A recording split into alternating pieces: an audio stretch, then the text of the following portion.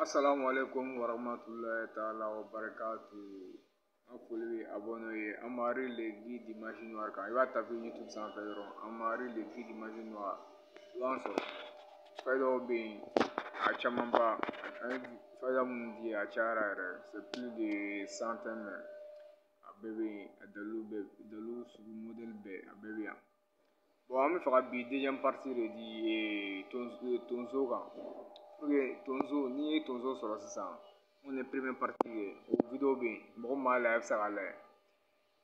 sisan n'i ye tonso sɔrɔ sisan tonso mun sara a yɛrɛ ma a bɛ se ka kɛ n'o ye i b'o sisi sisan k'o mugu bɔ sisan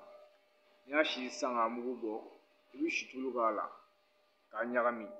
donc i bɛ sɔrɔ ka mun i fari la i bɛ se ka sa minɛ tant que o b'i fari la sa tɛ se k'i kin o y'a kɔli dɔ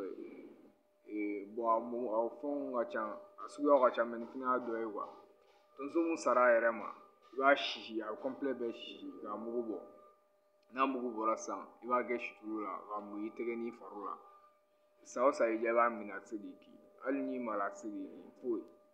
voilà ye tonso deuxième partie ye donc n ye mun fɔ